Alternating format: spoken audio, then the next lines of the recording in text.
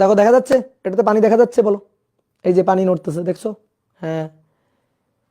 এইবার এটারে আমি ঘোরাবো, দেখো।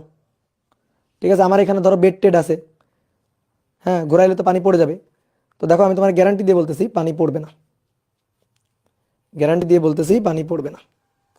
দেখো আমি ধরে ঘোরাবো এবার, এই যে এভাবে ঘোরাবো এবার, দেখো, দেখো পানি পড়তেছে, ছিঁড়ে গেছে।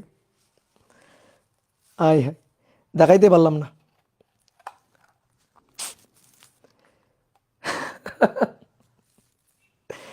তাহলে দেখো, আমি এটা এটা দিয়ে দেখাই আপাতত। যখন এইভাবে ঘোরাচ্ছিলাম পানি কিন্তু পড়ে নাই, এভাবে ঘোরাচ্ছিলাম পানি কিন্তু পড়ে নাই।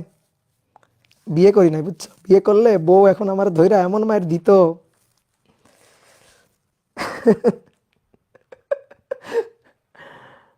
আচ্ছা দেখো, তাহলে যখন এইভাবে ঘুরতে ঘুরতে ঘুরতে ঘুরতে যখন এই পয়েন্টে গেছে, তখনই কিন্তু টুপ করে কিছু পানি পড়ে গেছে, বুঝলা?